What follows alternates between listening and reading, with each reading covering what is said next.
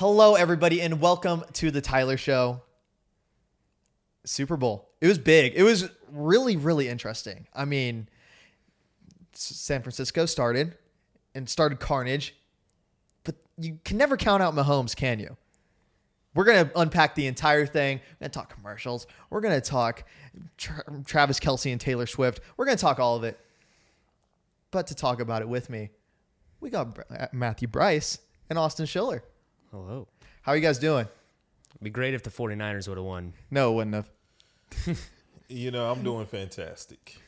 I wanted both teams to lose personally. Me too. But the thing is, as a Cowboy fan, I cannot root for the 49ers. But what I did get out of it, great defensive play.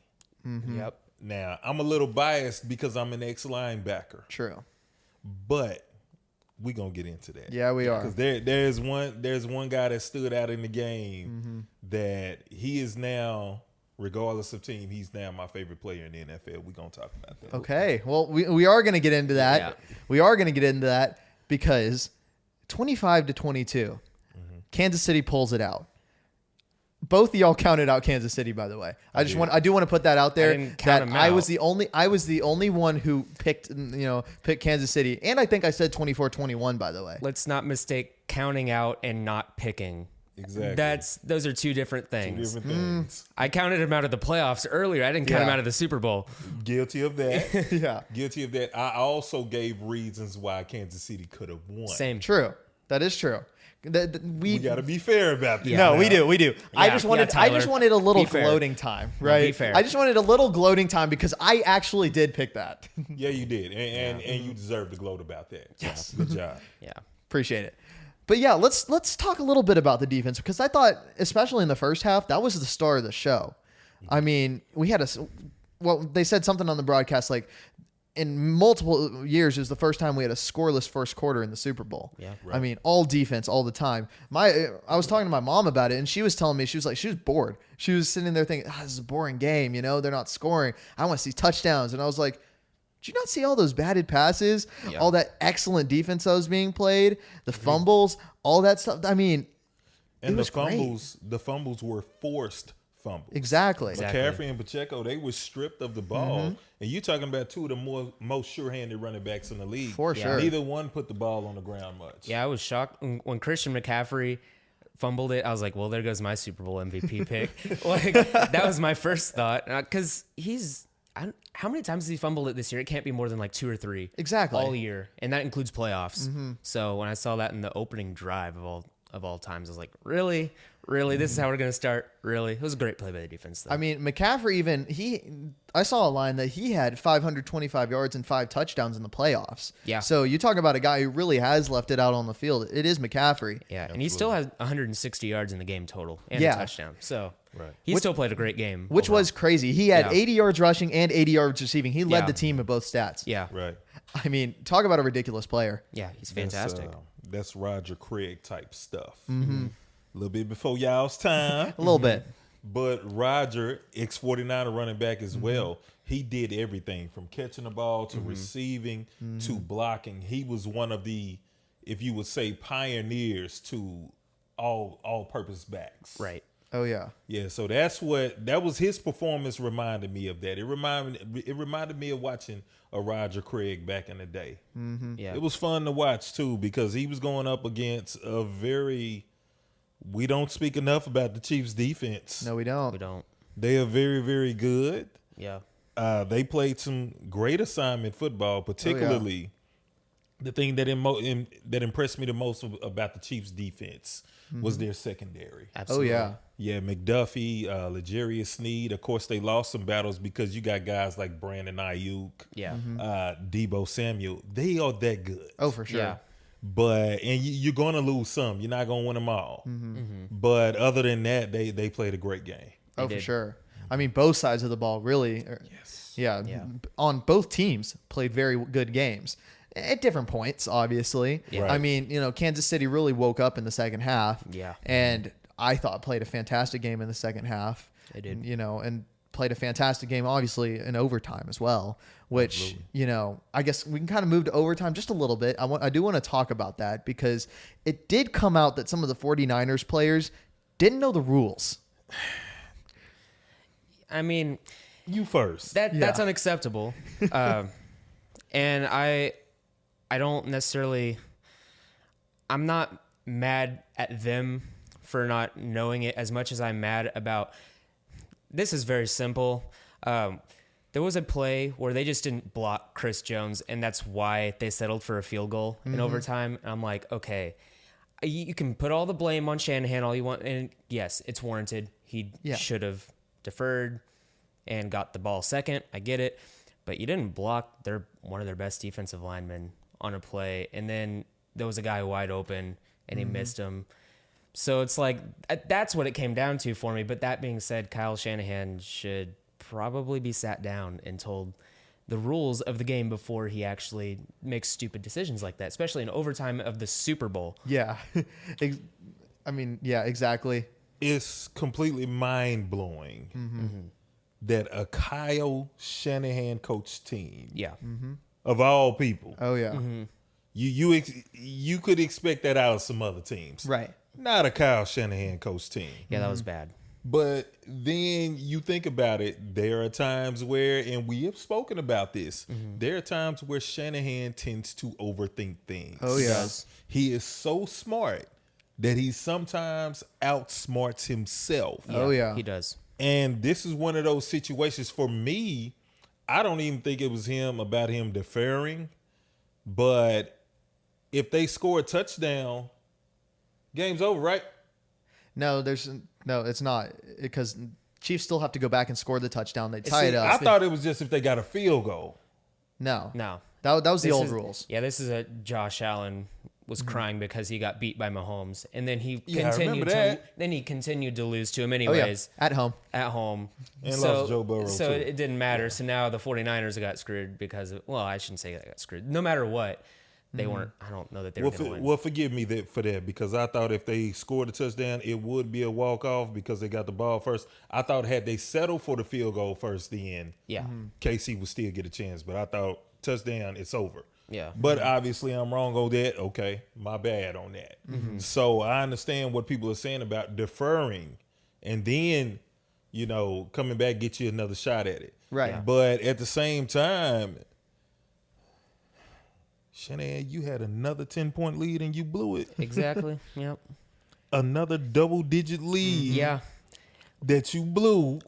Yeah. Biggest game of the year. Yeah, the Super Bowl. With an elite run game, too. Oh, yeah. An elite run game. Yeah. Great offensive Yeah, line. exactly. Weapons everywhere, by the way, where you got multiple guys that you can give the ball to in the run game. Yeah. At any time, like, are y'all starting to have questions about Kyle? In the biggest games, yes, because you want to talk about a blunder. I mean, Ayuk and his friend was getting really upset about this. Ayuk only had 4 catches. I want to put that out there. And yes, the Chiefs secondary is that good, but he only had 4 catches. That is your Pro Bowl 1,300-yard receiver. I mean, Debo touched it 5 times. Yeah, exactly. Less. So George Kittle didn't touch the ball very much. I know. What was the game plan there? Yeah, Kittle only had about 2 targets, I think. But Jawan Jennings stepped up. I mean, Jawan Jennings had a really good game. Oh, he had a great game. He had a very good game. And we also know that the Chiefs secondary, like we said, they play good assignment football, and they're really good at taking away the weapons of the other team. And they did that with Ayuk and Samuel. And it allowed guys like Jawan Jennings to step up. Christian McCaffrey, I mean, I don't know that you can really fully stop him. He's just that good. But, I mean, they forced a fumble on him, and in the end, you lost by 3 points, and you could have had 3 points on that drive, too. So, I mean, I'm just saying. But... yeah, I don't know that I would say it's all on Ayuk or especially because some of those plays were just really good. Yeah. There was one, Brock Purdy stepped up in the pocket. It was a fantastic throw to the back of the end zone. It was targeted towards Debo, so it wasn't Ayuk to your point. But McDuffie made that play. It was a fantastic play. And that's a huge swing in that game. He was in his hip pocket the entire time. Yeah, because that would have been a really great touchdown by Debo. It would not have been an easy play, but wow, what a play by both teams. So I don't know. Lest we not also forget there was a missed extra point too. That's by true. San Francisco. That's true. Well, blocked Yeah. due to a low kick. Yep. So that could have very well played a part as well. Absolutely. But at the same time, when you give Pat that much time, you can't let him hang around. Exactly. If you have a chance to put him away, Oh yeah, you have to put him away. Yeah. 100%. 10-point lead even. That game's not over. I agree. He's been there before. Yeah. You know, what was he down last year?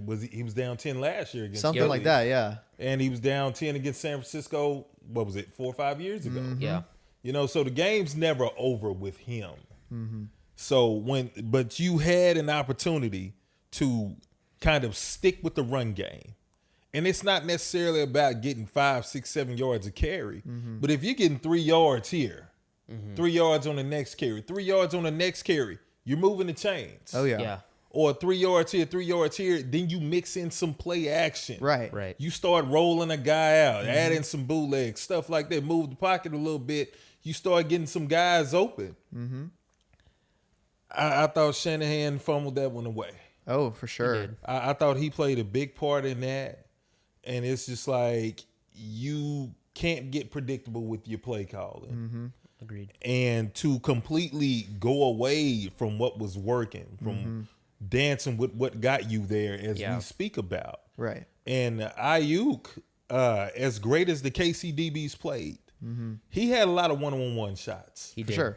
They left him one-on-one a lot. And we're talking about one of the greatest route runners in football at that. Right. Probably top 5 at route running. Oh, yeah. He's a technician as is. far as I'm concerned. You got to give him more chances than that. Oh yeah.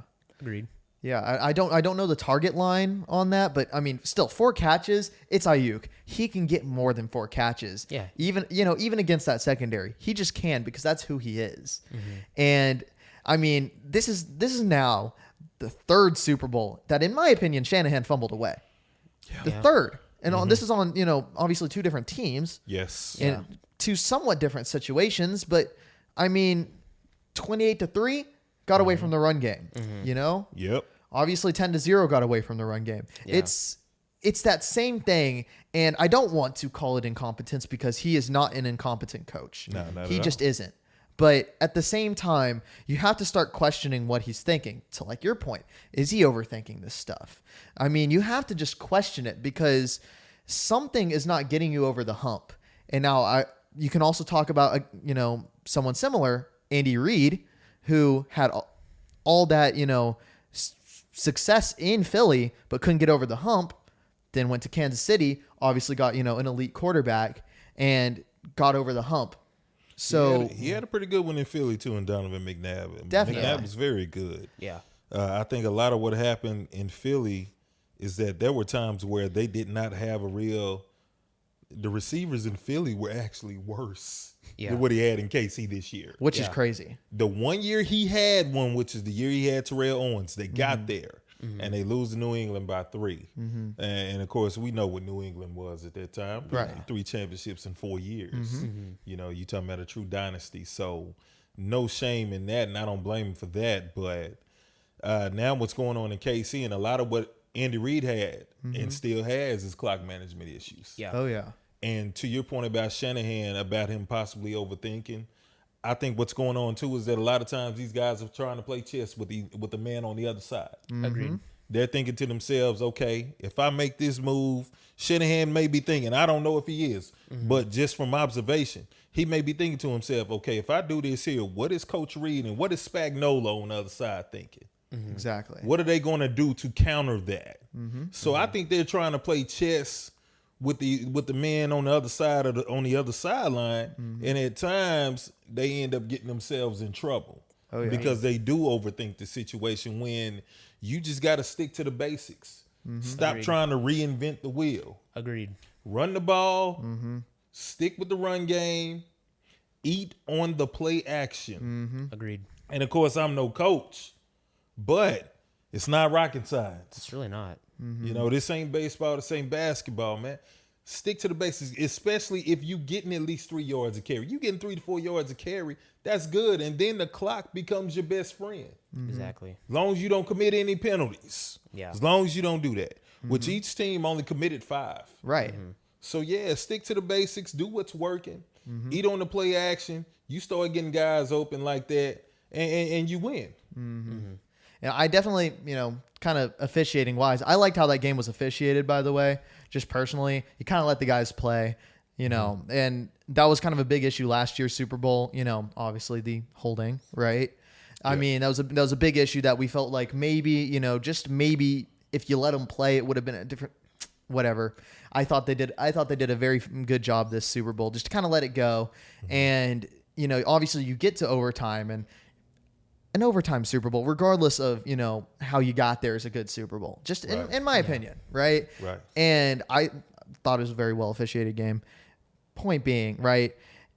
It's just, it's hard to say because on one hand, like you said, when a team is playing that well on, in terms of discipline, right? But, you don't have a good play caller, or Shanahan's a good play caller, but he's, like you said, chess match. He's trying to outthink the other person. You kind of, like you said, just get some play action going there. To get some run, because you know who's really good when you swing him out? Brock Purdy. He's very good. And you have a receiving core of Deebo Samuel. You have Brandon Ayuk. You have Jawan Jennings. You got McCaffrey running around out of the backfield. You have George Kittle. I mean, out of those guys, somebody's going to be open if you just give them some time. Juszczyk made a 20-yard catch. Right. And that was like one of the first catches. Yep. Actually got somebody in our house a bet. Yeah. Because it was like over, like, he was going for the over of like 6 yards from Juszczyk. Oh, really? Yeah. Oh, that's good. And 18 yards in the first drive, and they're like, oh, okay, well, that's easy. Cool. Nice. So, you have all these guys, right? Use them. Absolutely. You're not using them to their maximum potential. One of the better plays was when you had Jawan Jennings throwing a touchdown to Christian McCaffrey. I thought that was probably one of the better plays that Shanahan called. Yeah. I mean, perfectly executed. The guys blocking, they all did their jobs. Because L'Jarius Sneed, if you go back, if L'Jarius Sneed is not blocked or chipped just somewhat, he has a chance to make a play on the ball. So the guys up front, they did their jobs. It was well executed. I thought the ball hung in the air a little bit too long. Yep. Yeah. But Jennings is a wide receiver. Let's remember that. Not a quarterback. Yeah. He's a wide receiver. So now that was one of the greatest plays of the game. Yep. It was one of the better plays of the game. And that was one that I actually enjoyed. Because it caught Kansas City off guard to the point to where I wouldn't even say that Kansas City didn't play assignment football on that play. That was just good execution by the offense. oh yeah. Agreed. And also, I'm kind of starting to think maybe Kyle Shanahan is overthinking because he has all of these weapons that he just doesn't know what to do with all the time. Like, it's hard to get a guy like Ayuk 6 or 7 catches a game, as well as getting Deebo the ball 8 to 10 times a game, and that includes run plays too. Right. It's hard to get George Kittle involved at 5 or more times a game when you have those guys going off. And then you obviously have Christian McCaffrey, Kyle Juszczyk. You have so many guys that I kind of like what you guys were saying earlier about the overthinking as well, because when I have all those guys, I'm like, well, who do I target at that point? I mean, you can have a great script in the first drive of the game, which most coaches do, especially offensive-minded coaches. But once you get outside of that, it's like, well, I mean, you're just kind of spreading the ball around, seeing like what works, but it's like there was no consistent flow for them. I feel like, especially in the second half. First half, I felt like there was a good like flow. It was like run the ball with McCaffrey and then do a little like 15-yard like skinny post to like Ayuk. I feel like that was majority of their first drive or something along those lines. And they just got away from it. And I think it was just like, it almost seemed like Shanahan got overwhelmed with himself rather than, and I also agree that he was probably trying to play chess with Andy Reid, because Andy Reid, I mean, it's scary. He's a guy, has that Belichick effect. You walk up, you see you're playing against him, you're like, oh gosh, oh no. Like he has something special going on up there, especially when you have the coordinators that he does. Spagnuolo, I'm not giving Matt Nagy any credit, but Spagnuolo, I'll give him all the credit. So yeah, I don't know. It came down to me, or for me, I think Shanahan just got outcoached just enough to where that's really what cost him. So, yeah. I mean, it's hard as well when you have probably right now the best coach in the league Yeah. and the best quarterback in the league on the other, on the same Yeah. team on the other side of you. That's just, it's hard to overcome regardless Yeah. of, if he has, Joe from accounting at receiver. Like, Which they do. yeah, they do. They have Joe His name's from Justin Watson. We talked about it. yeah, we did. We sure did. I mean, it's just hard to beat. And this is supposed to be their down year as well. This is supposed to be the year that Kansas City was beatable. And, the Raiders beat them. The Raiders did beat them. Kansas City did not play their best ball in that Super Bowl either. No. Now, some of that is credit to the 49ers. Yeah. But they also didn't play their best ball against Baltimore. No. No. Some of that is credit to Baltimore and how good they are. But at the same time, this is the time of year where you want to be playing your best ball. The fact that they didn't play their best ball and they still got it done. I tell you, I saw something online, speaking of Brandon Ayuk, where there is some stuff where he could be unhappy. That's what I Yeah. saw. You saw the same thing. I saw the same thing. And you saw it too. Yeah. Okay. If that is true, we don't know because we're not in the locker room. A lot of Right. things get said online. We don't know how they truly feel. Right. But I tell you, if he does hit the streets, if I'm Kansas City, I call him up. Oh, yeah. Yeah. Put him on the other side of Rasheed Rice. Oh, my God. There's about 31 teams that would love to have him. Oh, yeah. Outside of Yes. San Francisco. So Absolutely. Yeah. I'm thinking of him now. You got a long list of them Yeah. where he could go in right now in every offensive room that he steps into. That offensive room gets better. Oh, yeah. yeah. I mean, T. Higgins, free agent. The Bengals could use him. I have heard that they're going to tag him, though. I have heard they're going to mean, tag T. Higgins. So, Yeah. I would. Yeah. I guess. I mean, I guess. you would do that, right? I would. Well, Well, also because Tyler Boyd will be a free agent. Right. yeah, there's that. And then Cincinnati, you seriously got to consider trying to fix the offensive line. Yeah. You have to. Because they're the one team that can beat the Chiefs and knock them off. They already have, and they can do it again. Joe Burrow and Tom Brady are the only ones to beat Mahomes in the playoffs. The only ones in 7 years. That's Ridiculous. amazing. Ridiculous. I know that makes you mad a little bit, Oh, too. it makes me mad. It makes me mad. It would be fun to see Burrow in a Super Bowl again, and I really, really do want to see him in a Super I Bowl. like Oh, Joe. you'll see it again. I guarantee it. You'll see it again. Because another team that definitely does have a chance to be a dynasty is the Bengals. If they play their cards right, I mean, you get that offensive line. That's their issue. Cincinnati, and for the life of me, I don't know if they'll ever get it together. The Buffalo Bills, Yeah. they have the pieces. Oh yeah, They got everything. They got a good offensive line. They got a great D line anchored by a great tackle in Ed Oliver, and they got Jordan Phillips with him. right. You could say the same thing about the Ravens, too. Yeah, It's just there's like 10 AFC teams that it's like you can see if they nail this offseason, they can be in the same situation, but no one's going to because the Chiefs are just going to continue to dominate. All of them got better rosters in Kansas City. Oh, too. yeah. Exactly. You Yeah. know, from Baltimore to Buffalo. I mean, at times you could argue Miami. Yeah. For the regular season. Yeah, well, Yeah. there was always the question of whether Miami could beat a team, that was good. Obviously, they beat Dallas, but that was like the only team I think that was good that they did beat. Yeah. Yeah, and we Yeah. know Dallas can't stop the run. We know they Right. got, as good as their roster is, they have issues at the linebacker and tackle position. We talk about it all the time. So yeah, you're on to something with that, but I'm not betting against Mahomes. No, not anymore.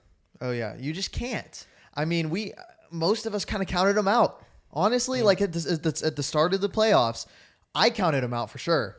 I didn't have Miami winning that game because I just didn't think they could. Yeah, Same. But I didn't think that. I thought the Bills were going to beat them. I really did.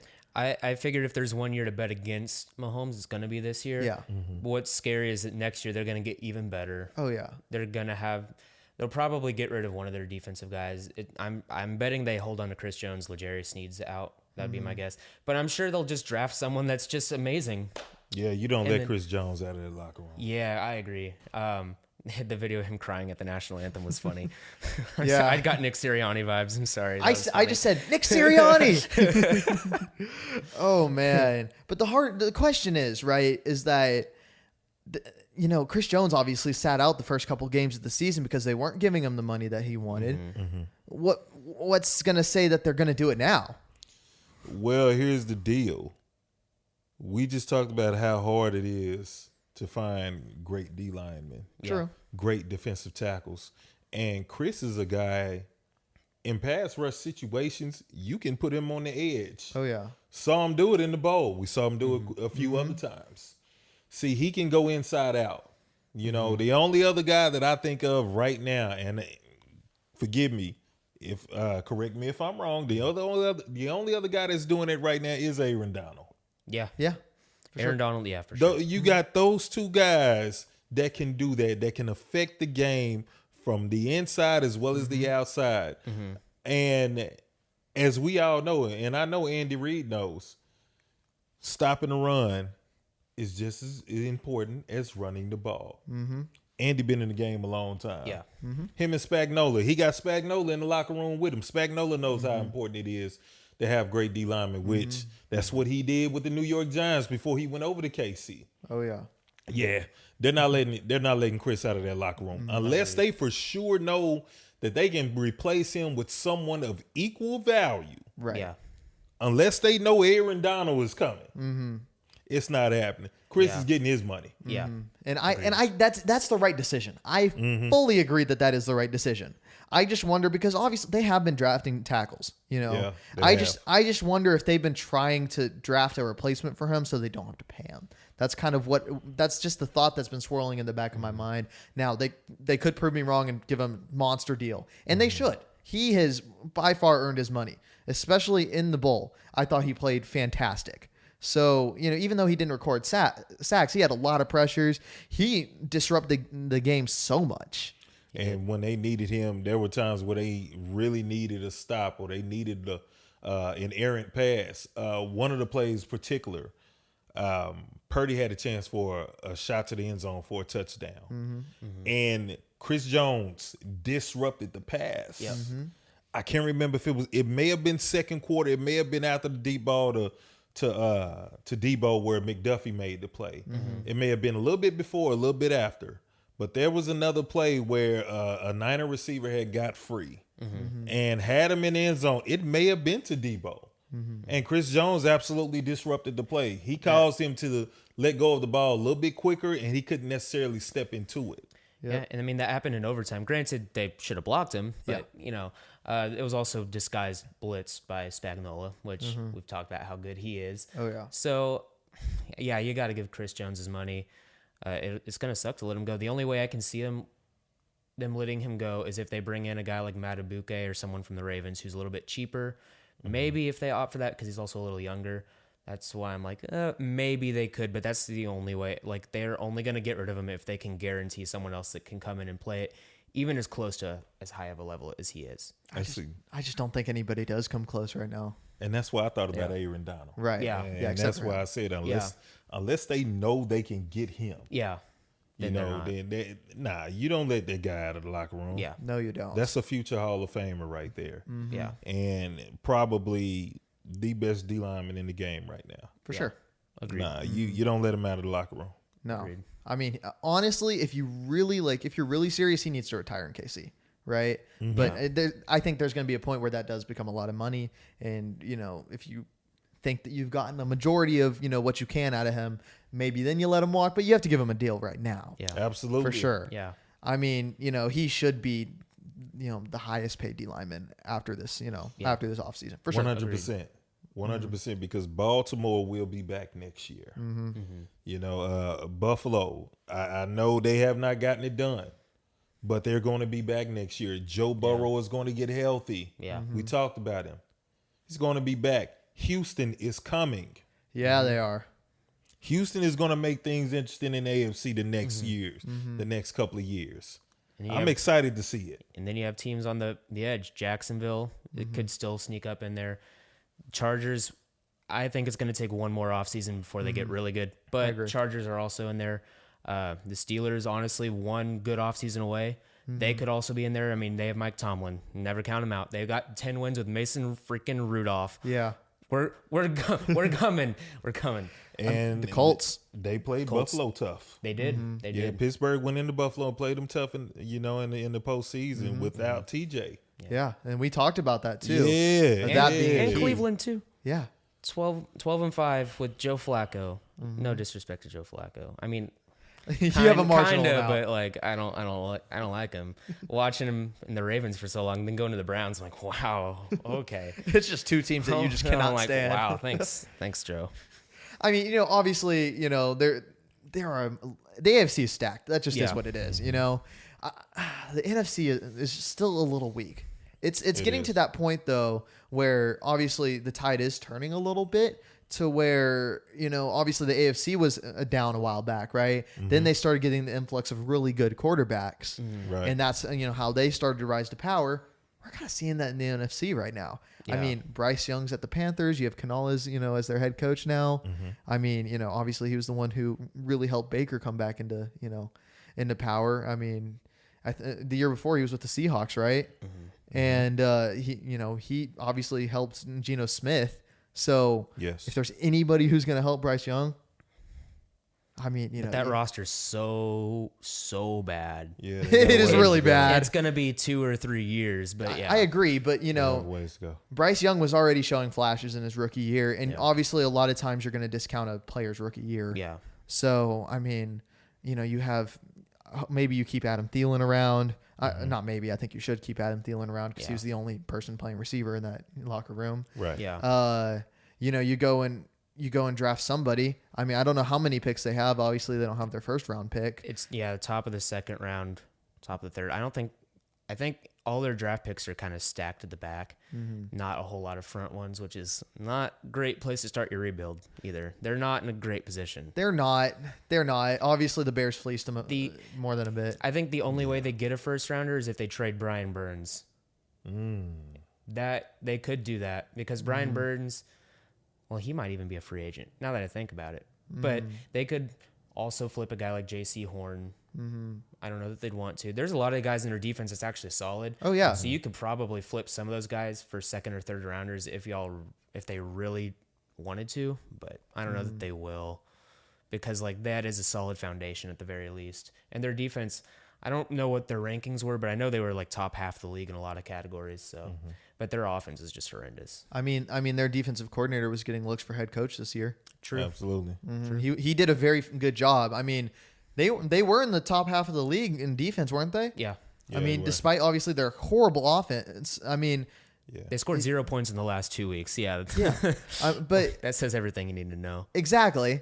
But at the same time, I mean, obviously the first 3, 2.5 quarters of the Dallas game, they were holding Dallas pretty well. Yeah. And they were running the ball, and that spooked me. It spooked me a Yeah. little bit. That's when my concerns about Dallas in the postseason started to show up. Even though Dallas won the game by 20, Carolina they had a drive in that game where it was 14 to 15 plays. Yeah. Yeah. And they ran it for 10 or 11 Yeah. Yeah. straight up the gut. Yeah. So that's when my concerns started to set in for Dallas in the postseason. It was the Carolina game. And Carolina's offensive line was not very good this year. Awful. That's when my concerns came from. Now, as far as the NFC improving, Detroit is coming. Oh, Yeah. yeah. Yeah. You know how Should have been there this year. they have a lot of draft picks too, by the way. Yeah. A ton. And they drafted very well last year. 4 of their starters in the postseason and most of this year, they were rookies. They did an outstanding job, which is scary going into this year. Right. So you got to look at them. If Chicago has to improve defensively, For sure. but Green Bay, Yeah. Oh, Jordan man. Love made a big jump. He did. Yeah, he did. Now, you get him another receiver. You get him a true number 1 in there. And Yeah. it's going to be on. Yeah. They're going to have something up there in Titletown, as they call it. Agreed. And I almost wonder if Watson stays healthy, he could make a number 1 jump as well. I mean, Watson's a very good receiver. Yeah, Don't I let's- like let's- him. I like him. I don't love him as a number one. he could though. I mean, he could make that jump. He could. I like him as more of a versatile wide receiver number two. And I can get behind that as Same well. here. But I can see him making the jump, but I can also just see him staying where he is right now. And I think where he is right now is just wide receiver number two. A good one though. A good one, yeah. Absolutely. But honestly, I like Jaden Reed a lot more. I agree. Get him the ball. He might be their number one in my opinion. I genuinely think he's the best receiver on that roster. Romeo Doubs is fine. He's okay. I feel like he's overrated, but like some people talk about him like he's amazing, and I'm like, okay, he still had like 700 yards this year. Like let's calm down a little bit. Well, Just a little bit. I get it. Like I get it. He's improving from season to season. That is a good sign, but still 700, 800 yards, whatever it was. Like, And then Dallas made him look like a prime Jerry Rice. they made everyone on that team look like prime Jerry Rice. Yeah. They also made it look like Aaron Jones is Barry Sanders. Yes. Yeah, they did. Oh, no. So did San Francisco. They Made always Jordan do. Love look like Aaron Rodgers. Yeah. Yeah. But he's Jordan been And they showing- made Matt LaFleur look like Andy Reid. Yeah. Should I keep going? Yeah. Matt LaFleur is very good, by the way. Let's No, not he is. let's Yeah, not he is. discount Matt LaFleur. But he's not Andy Reid. No, he's not. Not yet. Yeah. Aaron Jones just holds a stake in Jerry World. That just is what it is. We've known that. And he grew up a Cowboy fan too, so you add an extra layer to that, and there's something there. Growing up a Cowboy fan and growing up in the state of Texas, be it El Paso, it's still Texas. Played Texas high school football. So in a way, while it wasn't a homecoming, it was a homecoming. Oh, yeah. For him. You know, and he came out beginning of the game, not to go back a month. Let's hit these front runners in the mouth. Yep. Yeah. He came out with that tenacity, with that kind of impact, and that was the attitude that they came out with. We're finna come in here and hit you in the mouth, and you're not going to do anything about it, and they didn't. True. Did y'all see Jordan Love went on Micah Parsons' podcast? Yep. I was hoping you was going to bring that up. He did, and he went step by step on how they dismantled the Cowboys. By the way, just totally handed out that game plan. Micah Parsons is on my list right now. Just of what? Oh, don't yeah, wanna- that what he said about TJ? You don't want to know that list. You don't want to know that list. Yeah. I'm a little afraid. We'll call it the crap list. Yeah, he said some interesting things about TJ not Yeah. being top 5 and Weird. and Idiot. I highly disagree with Micah. Yeah. Yeah. Because if you look at the numbers, TJ TJ should have been defensive player of the year. Yeah. And Myles Garrett. Oh my. No. When you look at all of the stats, Look at the numbers. all of the stats, and people are like, oh, well, there's more than just the stat sheet. You can look at film. It's like, yeah, I'm looking at film. He had 1 sack in the last 6 games. That's Myles Garrett. And that is true. That's Myles Garrett. It should have been TJ first and probably Micah second. Now, Miles had some better stats than Micah as well, but Micah also had the highest pass rush rate. Yeah. He got double teamed more than Miles too. Yeah. But TJ should have won it. Yeah. man. I'll take Max Crosby over Myles Garrett. I'll take Josh Allen from the Jags with Jacksonville. 16 sacks. I'll take him over I mean, this year. I'm not talking talent. Yeah. I'm talking this year. Yeah. Daniil Hunter. yeah. I thought it was crazy though that who wasn't even in the finalists? Aiden Hutchinson. He wasn't even in the finalists for Defensive Player of the Year. I think He was very good. He was very good. I think the reason why is just because he got super hot late. I don't think he put the full year together at the way that some of those top guys did. I think he's like just outside the top 5 as far as my edge rushers go.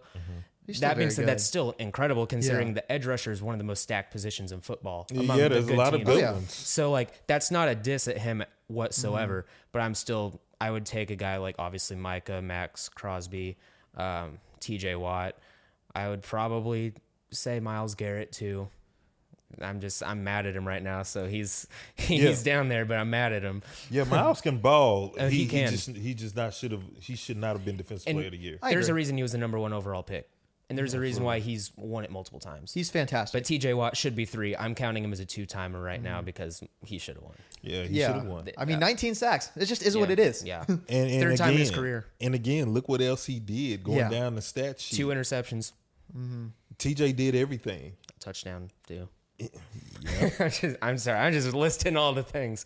And you know what? I'm glad that Micah brought Jordan Love on that podcast. I saw some Cowboy fans on Twitter going crazy saying Micah should not have done that. I have no problem with it because he exposed the things that we talked about as fans. Oh, yeah. The things that Cowboy fans, believe it or not, I know we get a bad rep and a lot of us are delusional, but there are a lot of us that are not delusional. There are a lot of us that have been talking about the run defense. It's true. The lack of linebackers, playing safeties at linebacker, having the opportunity to address the linebacker position at the trade deadline, which they did not. That was always a concern. So I'm glad Micah brought him on because Micah asked him the questions that needed to be asked. What were the weaknesses? What did y'all see? First of all, and one of the things Jordan brought up, you got linebackers playing safety. Yes. Your lack of strength at the defensive tackle position. Like you said, he went down the line. Of things we've talked about. Things that we talked about as fans. Yep. So no, I mean, and some Cowboy fans may get upset about this, but nah, Micah, he was right in bringing him on. That's what you want to do. Yeah. And it's the same thing that Bosa did with the Eagles too. I mean, he just went step by step and said, "Here's the game plan. Here's how you beat them. Do it." And everyone did. And the Eagles went 1-6 down the stretch. Yep. Yeah, so I'm not mad at him. No, thank you, Micah. Thank you for bringing Jordan Love on the show. Thank you for exposing. Thank you for getting Jordan Love to expose publicly the concerns that we as fans have had. Yeah. Nah, I'm not mad at you, brother. No. He made if anything, he made a good decision. Now, as somebody, who thinks about content, right? Thinks about content, what would make, good content, whatever. Already that is good content. But in terms of just, something that maybe the team needs to hear, honestly, I think the team should just play that podcast. Absolutely. And listen, especially the defense, listen how step by step they got destroyed. Go straight to Jerry, go straight to Stephen Jones and Coach Zimmer. This is what Jordan Love said. This is why they beat us. And then you look at the final four teams that were in the conference championship games. You look at San Francisco, you look at Detroit, you look at Baltimore, you look at Kansas City. All of those teams are great at stopping the run. Oh, yeah. And I mean, talk about a guy as well who definitely respects Green Bay, Mike Zimmer. You know how many times he's complimented Mike McCarthy, said that, he's a great coach. A lot. He said Green Bay made a mistake in firing him in the first place. Yes. And that was as the enemy. Yes. Like, that's the enemy. That's one of your heated rivals. Right behind Chicago. Oh, yeah. For him to say that you made a mistake and he's whooping Minnesota every other time they play him. Right. I mean, I thought that said a lot. So I'm happy to see Coach Zimmer in here. I agree. think that's a great move. He's a disciplinarian. And he's going to, from his time in not just Minnesota, but in Cincinnati as a defensive coordinator there, he's going to bring in some dogs. He's going to put an emphasis on the linebacker position, the defensive tackle position. Now, we don't need the extra stuff that come with it, but I think he played a big part in Vontaze Burfict coming to Cincinnati. Vontaze Burfict. That's another one on my list. Oh, man. Minus the antics, Vontaze was great. Yeah, minus the CTE for sure. Yeah, minus the hits. He's knocking Antonio Brown's lights out on a I don't even know what to call that hit. That was just the night shot. Vicious. Yeah, the night shot. Night shot. That was what made me hate the Bengals with a passion. When that happened. Yeah, Austin.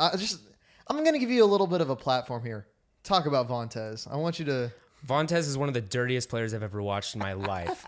Okay, the hits were ridiculous. The one time I respected Juju Smith-Schuster, he went up to him, he knocked him out on a block and stood over him. That was the best Vontaze Burfict highlight I've ever seen. That was hilarious. But everything else, no. I can't stand him. Okay, AB though. The AB night shot. Okay, AB, before that, he was competent. Yeah, okay, true. After that, he... That may have been what set him over the edge. That set him over the edge. Let's be honest. What ruined AB's career, do you think? I think it was Vontaze Burfict that pushed him over the edge and just ruined it. So no, don't like him at all. Yeah, I mean, let's not give AB a platform, but I mean, but Austin is right, and I'm trying to think back. And again, correct me if I'm wrong. Anybody who's watching this, correct me if I'm wrong. But I feel like you didn't hear a peep out of Antonio Brown before that. No, Antonio Brown was the quietest, most humble guy ever. Like, he really was. But he was putting up Hall of Fame numbers year in year out. He was like 1,600 yards, 1,800 yards, 14, 15.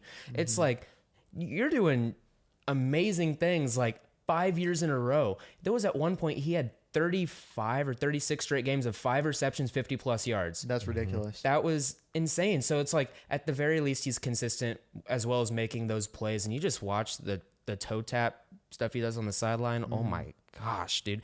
What he reminds me, well, actually, no, I should reverse this. George Pickens, the acrobatic stuff he does reminds me of what AB did. And that's what gets me most excited.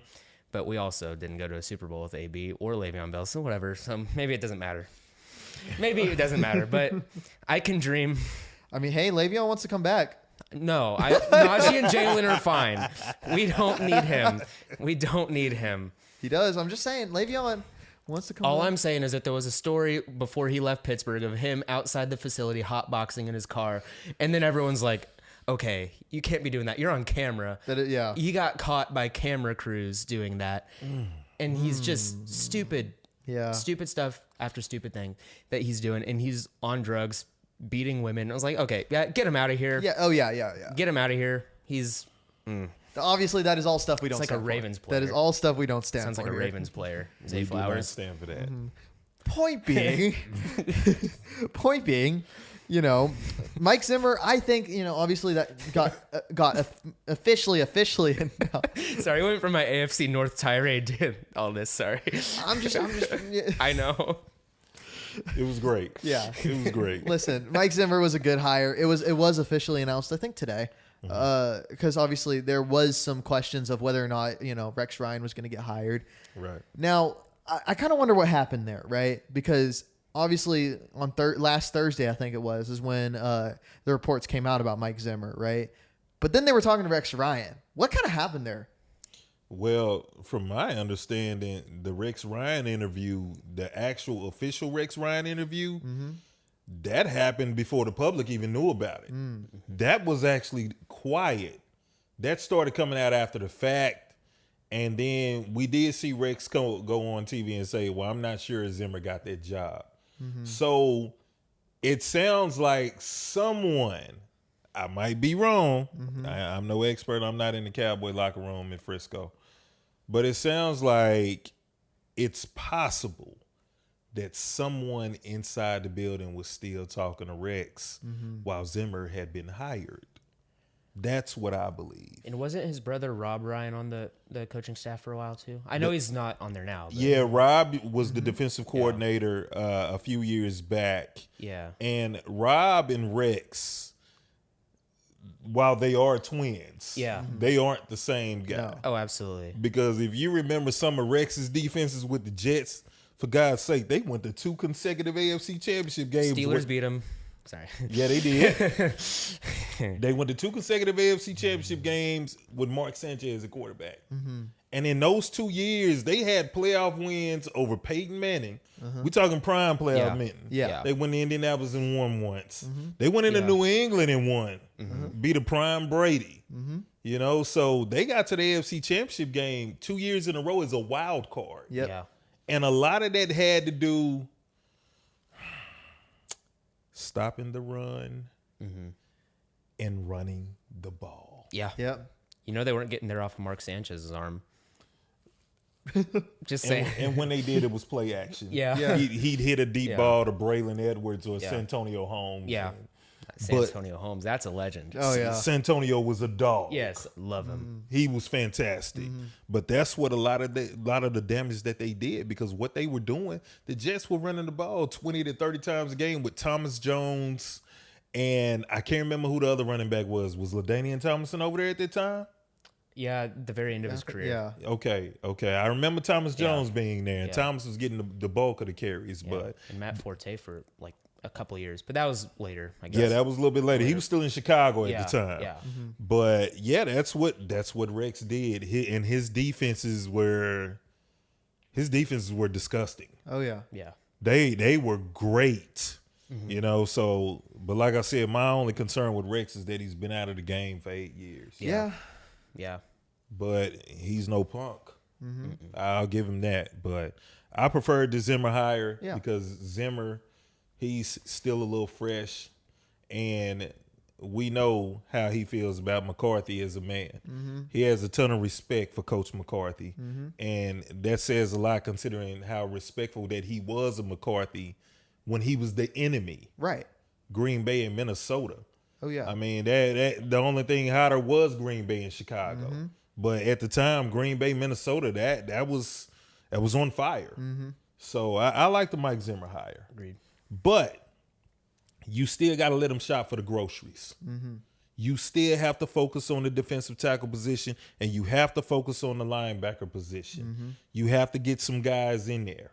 As good as the coaching can be, you still have to have the guys too. It takes both. Yeah. So we'll see if they address that. Agreed.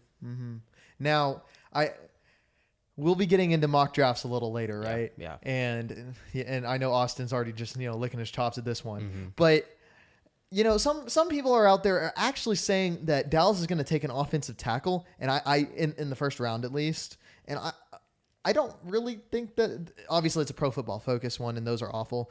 I mean, they had Washington trading down to Denver, which is just not going to happen. What? So Trading down to Denver for what? Denver wants a quarterback at number 2 apparently. So, which I mean, that could happen. It's not a horrible trade, but for Denver. It's not a horrible trade for Denver, but Washington is not going to do it. If they have any sort of football brains, they just won't do it because it's just not a good idea. That's why I think they might. Oh man, Ooh, that's cold. and look, That's cold. As a Dallas fan, I tend to agree with you because I have seen that front office. I have seen everything about what they do over there, and so has Matthew.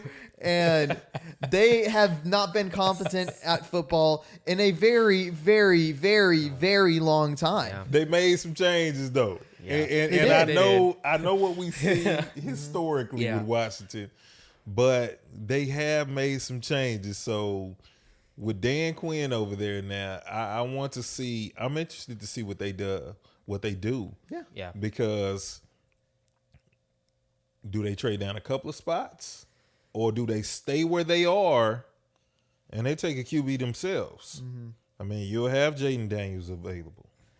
I think Caleb Williams isn't going number 1. That's my hot take. Caleb's going? See, I think if I'm the Bears, if I'm staying at number 1, I'm picking Caleb. But I genuinely think they're going to stay with Justin Fields. I genuinely think they will. I have a few friends in Chicago that are very in touch with the Chicago media, and they love Justin Fields for his potential. Right. The only argument I've seen that I actually really like about taking Caleb over Justin at this very moment is I think a lot of people think that Caleb Williams has a higher ceiling this year, which I guess I can kind of see with a good roster. But I'm like, Justin Fields is good. Like I would take him over a solid 10, 15 guys in the league. Right. I feel like that's pretty fair. To say he's top 15, no, but he can be. I think as an overall player, he's really good. So what I would personally do is I would trade down for a needy team. I saw a rumor because I think this is just kind of something Washington would do. If Washington were to trade up one spot, because I know trading up one spot is looked down upon, and that's kind of dumb at surface level. Right. But by doing that, you're blocking other guys from getting Caleb Williams. So I wouldn't be shocked if they trade up one spot with the Bears just to get Caleb Williams, because he did work with Cliff Kingsbury, and Cliff Kingsbury got hired in Washington. So there's a reason they did it. I wouldn't be shocked if a scenario like that happens, and if I'm the Bears, I would personally, I would trade down because I'd rather get a guy like Marvin Harrison, which is a need, or Malik Neighbors. If you want to trade down even further, I'm looking at a team like the Raiders might want to come up. Oh yeah. And I've seen a lot of rumors about like they would have to trade away a big time player, and I've heard someone say Max Crosby. That's not happening. No. But a Devontae Adams, maybe. Devontae doesn't want to be there, I don't think. Devontae doesn't want to be in Vegas. I don't know if he'd really want to be in Chicago, but the upside of being in Chicago, I think, is higher than the upside of Vegas, in my personal opinion. I mean, Justin, like you said, Justin Fields isn't bad. Justin Fields really is not bad. He does have things to work on. He holds onto the ball a little too long. Yep. Accuracy can be kind of an issue, but overall, I just don't think you let that kind of talent go. I personally, that's why I would keep him over like a guy like Caleb Williams or Drake May or Jay Daniels. And Fields can throw the ball. Exactly. The arm strength is there. The arm strength is there. Yeah, the tools are there. You like you said, he just has to fine tune some things. He just has to really lock in on learning how to play the position a little bit more. Continue to be a student, work on the accuracy. Yeah, agreed. I love the Marvin Harrison move. Yeah, I do too. Opposite of DJ Moore. You know how scary that would be? Also, Marvin Harrison went to Ohio State as well, and yeah, I feel like if you get him with more familiar guys too, because Justin Fields is a guy that played with Garrett Wilson, and Garrett Wilson was drafted in the top 10. Garrett Wilson did not just become a top 10 draft pick overnight. Someone had to throw him the ball, and it was Justin Fields, and he did a really good job. Yes, he did. So I've seen, my argument, I guess, is with Justin Fields, we've seen what he can do at Ohio State with great receivers and good coaching. That's what he needs. If he has good weapons around him, he already has Cole Kmet. DJ Moore's really good. Their offensive line's improved. It's still not 100%. They need an interior O-lineman, I feel like, but especially center. But their tackles are not bad. Their defense is good. Ever since they got Montez Sweat, they've been really good. Jalen Johnson, they're going to hold on to him. There's no way they let him go. They have a lot of pieces. Right. They could be a sneaky team, and that's honestly, I could see the NFC North being one of the best divisions in football next year. It really could. Especially if the Bears nail this. I really like the Bears safeties. I agree. Eddie Jackson, fantastic. Yeah, man. They got some guys at the safety position. Yeah. They got some guys that give you the night shot that Vontaze Burfict gave Antonio Brown. I'm sorry to keep bringing that up, man, but it just came to mind. Yeah. That's what them guys, that's the kind of intensity that they play with. Agreed. They do. So I'm thinking if Chicago stays at 1, I definitely see them taking Marvin Harrison, or they trade back a spot with Washington. I can see Washington taking Caleb. Yeah. But I'm I really don't know what Washington is going to do. Yeah. Well, and I'm also sitting there thinking, too, from the Bears' perspective, if they don't have a second-round pick, so trading back, you can get better value in the second round, especially at offensive linemen. Because I do think a good value in the second round at offensive linemen would be a good move, especially at the interior. Because I would look at a guy like Graham Barton out of Duke. I know I'm getting really ahead in the mock drafts already, but Graham Barton is a guy that I feel like you can move around a lot. He's played guard, he's played tackle, and it's kind of like, where do you see him best fitting? And I could see if you get a draft pick towards the top of the second round, you could very well take him at that point. And then, heck, if you get that pick, you can trade back up into the first round and get him at the tail end of the first. And being in the NFC North, you got to see that defensive front seven in Detroit twice a year. Yeah. You got to see those guys in Green Bay. Green Bay got some guys on the defense they can play too. Yeah. Yeah, those are 4 games a year. Minnesota, of course, it's a division rival, so it's going to be tough. Yeah. I could see them going offensive line as well. Yeah. But I think that move has to come later, because right now I want to take as much as I can get for Justin Fields, because, like I said, this is a man who went to a national championship at one point, if I'm not mistaken, with Garrett Wilson. Marvin Harrison Jr. was on the roster at that point. Jackson Smith and Jigba was there. Yes, that was the other guy I was thinking of. Yeah. So they could do it, but they're going to have to nail it. And I would also not be mad if they traded down just enough to get Malik Neighbors, because I think his skill set is more complementary of DJ Moore. I feel like Marvin Harrison is kind of that do-it-all guy, kind of like DJ Moore. Right. So I'm not opposed to getting a guy like Malik Neighbors, or if you trade even farther back, Rome Odunze is also a good one. True. Good call. Who can just be that complementary deep threat to DJ Moore. Because, like I said, I love DJ as an overall offensive weapon. I really think a guy that can take the top off the defense would be a great guy to have, because they're not going to have Darnell Mooney next year. Not that he's all that fantastic, Right. but still, they need it. They definitely need a number 2 badly. And if you can get one at the top of the first round, that's scary. So I do like that Marvin Harrison Jr. Pick. I personally think that's what they're gonna do. I think so too. I've kind of been saying that. I think you and I have talked about it as well. That's kind of what I think they're gonna do. There's no way they get rid of Fields. If they do, it's gonna be a great trade. Pittsburgh would be a good spot. Pittsburgh would be a good spot, but it's going to be a big package deal. And I don't know that Pittsburgh's going to be willing to give up a whole lot for their future, because they are a roster that's really close. And I'm still looking at it from my perspective. I don't know how Pittsburgh feels about it. I feel like we're an offensive scheme away, which is the weirdest thing I could possibly say, but it feels like that's more of the issue, because we still don't know about Kenny Pickett, Right. because of factors outside of Kenny himself.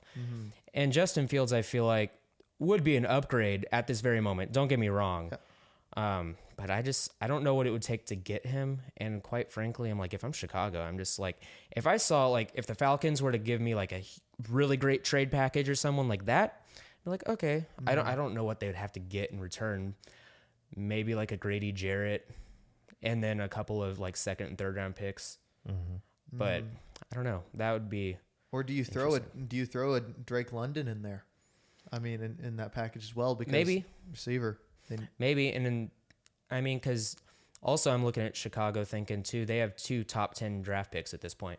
And this draft class is so offense heavy that at that 10th pick, you can get one of the top 2 defensive guys on the board. Yeah. You can get a guy like Dallas Turner, Leatu Latu, both edge rushers, which I think is pretty big for a need. Linebacker's not on the board yet for first round, at least. They could get a DB if they really want to. Maybe if they franchise tag Jalen Johnson, get someone else in there that like can kind of work under him, maybe. But I like the idea of taking a big time offensive weapon as your first pick, and then the second pick being best defensive player available, preferably D-line, because I think they need D-line bad. But Yeah. I don't know actually how we just got on this tangent, but It was great. it was a great tangent. Yeah. Definitely a great tangent. Yeah. We will talk a lot more about, mock drafts and all that stuff when it comes a little closer. We'll also cover a lot of free agency. There's a lot that's going to happen. I do kind of want to move a little bit back into San Francisco, right? I do want to talk about their defense, because their defense was very good. And I mean, but one thing we did talk about last week, right? What's the way to beat San Francisco, a roster that has it all? Injuries. You know who got injured? Dre Greenlaw. Yeah, he did. it was terrible. And, now this is a stat line I wanted to bring up, right?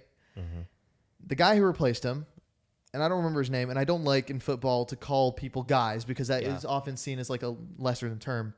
He allowed 9 catches, a 138 passer rating, and had a coverage rating of like 38. Yeah. Yeah, I saw that too. Yeah. You want to talk about a change that really blew open the game? And honestly, that was on the last play of the game. Dre Greenlaw was a guy that would be able to cope and cover that guy in the flat. So, yeah, it was huge. Yeah. I mean, they just got picked on. Yeah, I mean, especially the corner that came to replace, Dre Greenlaw, right? It's crazy to see, that defense, which was very good, and they by all means shut down Kansas City in the first half. I mean, and obviously, Patrick Mahomes is not an easy guy to stop. No. And they shut him down. What was the best way to disrupt Patrick Mahomes? Get that pressure early, force him to stay in the pocket, right? And that's what they did. But after that, what happened? Minus the last play, San Francisco played great assignment football. We spoke about how when things break down for Kansas City and Mahomes can kind of move around, the receivers, they start to move around a little bit. They start to improvise. Guys get open. Now, there's something else that we're leaving out here. Mahomes got loose on 2 big runs. Yes. He did. because San Francisco, particularly Nick Bosa, it was the first run that Mahomes had, where I think it was 4th and short, and Bosa is supposed to his job is normally to contain. Yeah, and so I want to say it may have been Kelsey or it may have been the backup tight end. They came off the line and Bosa went with him for whatever reason, or he crashed inside and left Mahomes open for a big 25 to 30 yard gain. So you got that too. But yeah, great assignment football until the last play, which Kansas City won the bowl last year against Philly. They scored on that play twice. Yep. Sky Moore and Kadarius Toney. And I think, too, with what happened with San Francisco, again, you can't let this guy hang around, man. You 10-0 lead, it's not enough. No. You have to control the clock, keep him on the sideline, stick to running the ball, play action. Oh, yeah. They went away from it. And like you said, Brandon Ayuk, only 4 targets, but only 4 catches, but at the same time, you brought up an interesting point, Austin. You got so many weapons. You got so many weapons, so many places to spread the ball around. Is that also causing Shanahan to overthink? I genuinely think it has something to do with it, at the very least. As opposed to Kansas City, where Kansas City does a lot of window dresses similar to what Shanahan does. Yeah. At the same time, you don't have a Debo. You don't have Brandon Ayuk over there. Rashee Rice, he stepped up. Yes, sir. Wonderful job. But he's not Ayuk yet. Right. Agreed. He's not Debo. And then you got a Juwan Jennings that comes in and can affect the game. You got a Kittle. Now you got Kelsey over there that watches it, that evens it out with Kittle. But even with the backs, as great as Pacheco is, he is a McCaffrey. You know, you don't have a Elijah Mitchell that can come in and spell him. You know, so I think that, you know, with Kansas City, you don't have that problem as far as spreading the ball around, because we know Kelsey and Pacheco, that's your 1A and your 1B guy. Right. You know, and that brings me to this point with, we got to talk about this with what happened with Andy Reid and Travis Kelce. Oh, yeah. Oh, yeah. I'm on the fence about it. And what I saw was an overreaction from Travis. Because if you remember, Mahomes hit a deep ball that got them inside the 10 or 5 yard line. Kelsey's pulled off the field, and they run the run play with Pacheco where he fumbles the ball, he gets stripped the ball. I think what's going on with Kelsey, not that I'm defending Kelsey, because again, I think he overreacted. I think he should have reeled some things in. But I think what happens is Kelsey is saying, by this time, I believe San Francisco has the lead. I believe they're up 3-0. Yeah. Kelsey is saying, this is the biggest game of the year. We are playing a worthy opponent, a great opponent in San Francisco, with a better roster. We need all hands on deck. Right. I'm one of the best blocking tight ends in the game, outside of George Kittle. I need to be there for my guy. I'm supposed to be on the field doing the dirty work. I don't just catch passes, Andy. Right. I block too. Let me be there for my guy, because I feel like it's possible that I could have made a difference. Why am I not on the field? And so I think that's where the overreaction came from. I think he stunned Coach Reid a little bit. Yeah. You know, caught him off guard. But I saw people saying that Kelsey is entitled. I don't believe that. Kelsey is a warrior. Now, It's festering. I'm sorry. I saw a soldier that wanted to be in there for the war, for the fight. He overreacted. Definitely. That's what I saw, and I'm pretty sure him and Coach Reid had to talk about it. Yeah. Oh, probably. Yeah, because Coach Reid ain't no punk. We know that. So I believe they had to talk about it. And Yeah, and while I don't stand for elder abuse, I don't either. I think another thing, right, is I almost wonder, right, that a guy like Eric Bieniemy who really kept those guys in check. Now you have Matt Nagy, and I know you have a lot of feelings on him. Yeah.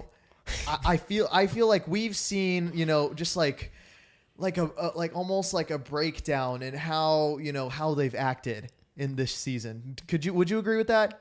Yeah. I didn't even think of that. The Bieniemy factor and him not being there, that never even set in to me. Yeah.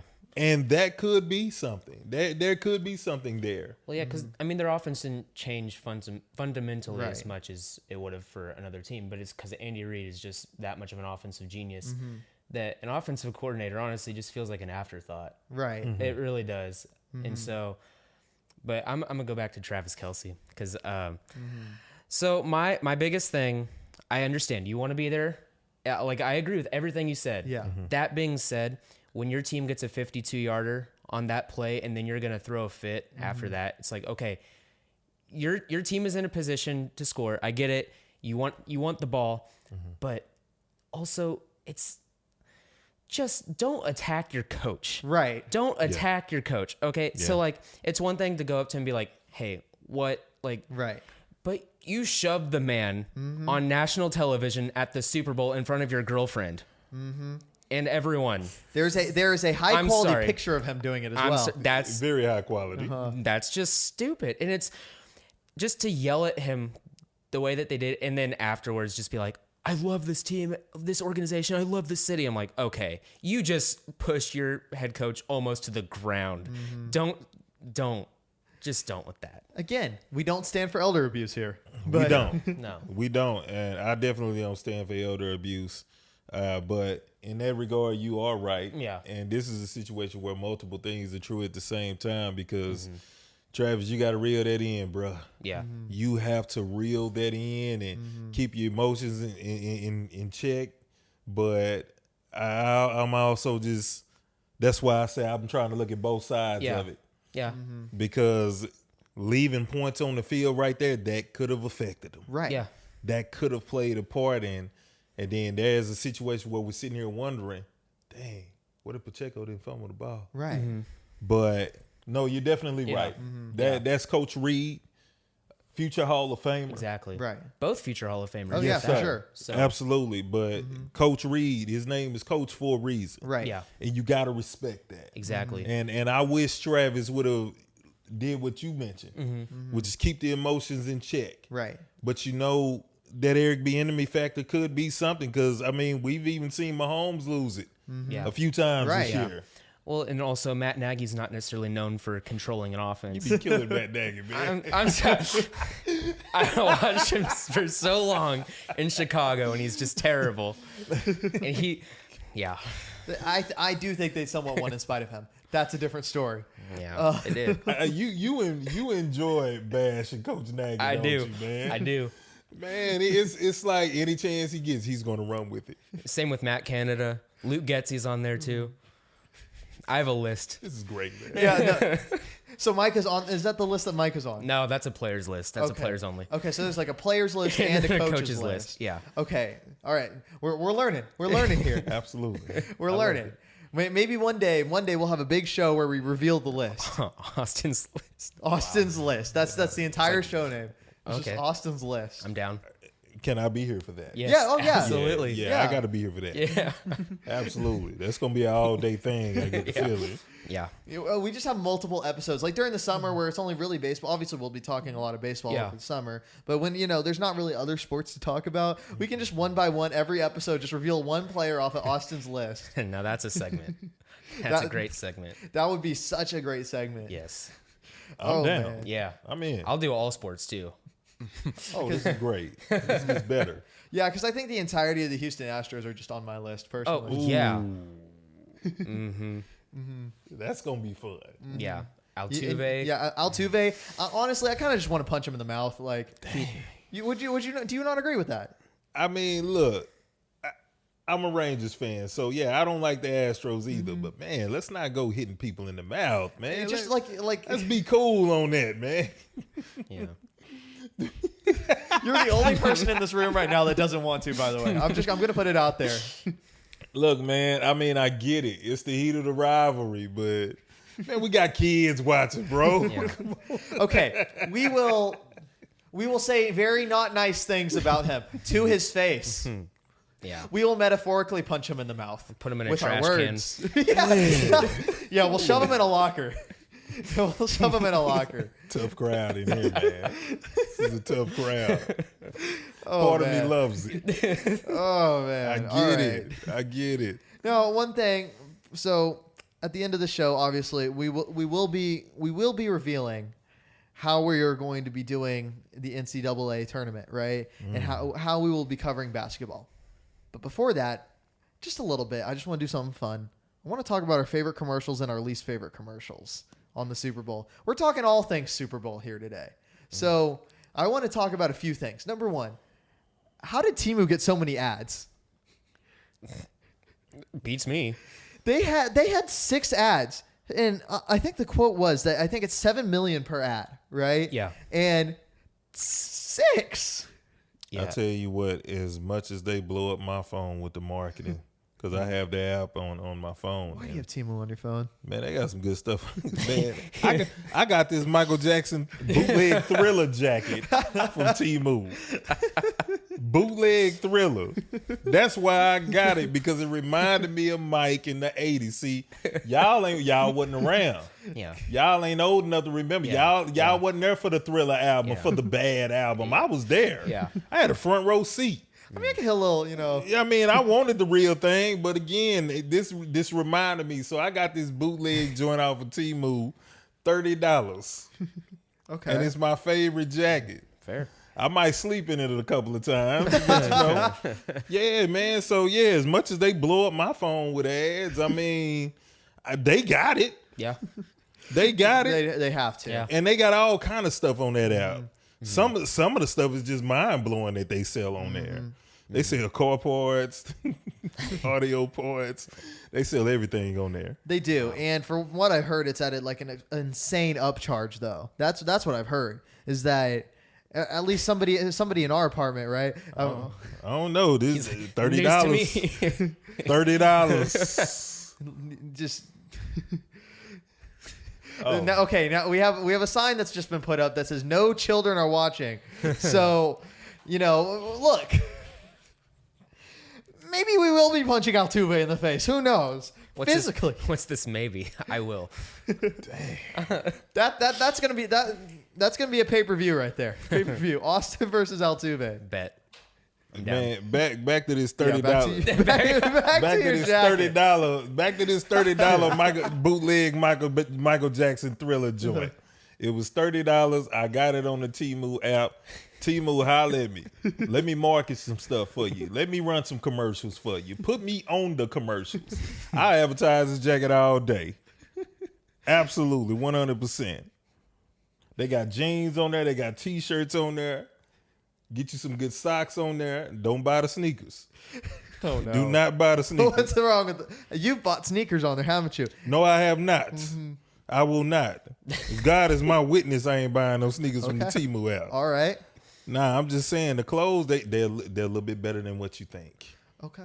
All right. Don't sleep, man. Like I said, $30. I'm just hearing that. I just heard that somebody. I'm not going to name names, but paid $40 for something they found at Target for $6. That I'm just going to put it out there. Yeah. Oh. Yeah. So I'm just going to put that out there. So. Oh, okay. Yeah. If you wonder where they got that money from. I can't speak on that. Then. Yeah. Maybe you could have bought that jacket for $6 somewhere. No. No, probably not. It's a really nice jacket. Thank you. Yeah. Thank you. Yeah. We all, when you walked in, we all said, "Ooh, look at that." Why would you accuse that of being $6? I'm not saying. Look, I'm just saying. After all that. Look, no. I'm just more so. I'm more so. I'm bashing Temu rather than the jacket. Yeah. You say Yeah. that's what it was. I mean, Man, look. He mad because I saw it before he did. Yeah. That's what it was. Yeah. I would not rock that jacket. Man, Though. because you wasn't there for No. the Thriller album. Well, I told you I could hit a little. You had to hear about it later on. No, I was there. Yeah. You wasn't there. I was not there. You didn't have no front row seat. Yeah. You had a front row seat. I had a front row seat. Ooh. Nice. I'll be 43 years old this year, man. No, I'm impressed that you had a front row seat. Yeah, I had a front row seat. Not front row, Yeah. but I was front row Yeah. Yeah. I heard it when it came out. I grew up listening to it on the vinyl records. We're getting some cheers. We're getting some cheers in the back. We're getting some cheers in the back. Oh man. The Bad album was better though. I will say that. The Bad album was better than the Thriller album. I have some albums to run through, don't I? Yeah, you got something to run through. Have you gone through those albums, Austin? I don't know. Probably. I've listened to like all the songs that are on the radio. I just grew up listening to it, but I don't know. I don't know the albums. Get on the Prince albums too. Okay. Oh, Prince is Yeah, good. get on, listen to the Prince I album. watched his old halftime show at the Super Bowl. That was fun. That was good. It That's was one of the best. Yeah. Absolutely. I'd say it's top 3. Yeah. For You know sure. who wasn't the best? Usher. Okay. I thought Man, that why y'all hating, man? No. Austin, What's the wrong with second y'all, half was man? awesome. The second half was awesome, but at first, When he's on there with those roller skates, But- I mean, that was ridiculous. Y'all some haters, both of y'all. No, hey, I'm giving him his credit. You talking about the second half? No, the whole show was great, man. okay, the hugging Alicia Keys from behind was a little awkward. That I'm was just saying. crazy. I mean, okay, that was a little awkward, That Yeah. was crazy. About that note. but I mean, hey, Starting note. The voice crack. Yeah. oh man, Oh, man. Hey, I mean, Somebody needed to mix that better. man, hey, minus the bad cracking note and him hugging her, grabbing her by the waist and his midsection on hers. You know what? The show was great, and y'all gonna quit hating. I'll turn this whole couch over. No. Listen, right? Man, y'all some haters for real, man. I swear to God, man, y'all ain't right. Look, I Can't be pleased. Why? It's always something. I like R&B as much as the next guy. I just thought that the back half was a much better selection of music than the first half. Oh yeah, when he played "Yeah," I was. Well, we were all Of course jumping. y'all when he- was, cause y'all. Look, The whole show was great. He's an R&B singer. no, and when his dancing in the first half was phenomenal. He cold. He is probably one of the best dancers out there. Ever. Yeah, he's up there. He's definitely up there. Well, I don't know if he's number one. I don't know who would be number one. I don't No, know. Mike's still number 1. That's what I'm saying. I was like, Yeah, Yeah, Michael I'm saying number 1. MJ has to be number one. $30. yeah. $30. Show us a little something. Show us a little. Give us a little. Nah, I ain't cold like that. I can't dance like that. You can't? I'll blow my Okay. knee out, first of all. You got the jacket. You got the jacket. I didn't I'm know. wearing the jacket for a fashion reason, not to dance like Michael. And I can't dance like Michael. What's that one movie that I don't even remember who the player. I think who the player was. That the guy like touched the ball, the basketball, and then all of a sudden he got his hooping powers. Do you remember that movie? Teen Wolf? No. I don't know what it was, but he touched the basketball. He touched the basketball at like half or something like that, and all of a sudden like they switched like basketball abilities. I was just wondering if maybe you just got like a little Michael Jackson ability from the jacket. Nah, man. I can't dance like Mike. Nobody can. No. I mean, the closest you going to get is Chris Brown, Yeah, he's very Usher. good. Omarion is cold. Omarion can dance. But Chris and Usher, that's the closest you're going to get. I'm not up there at all.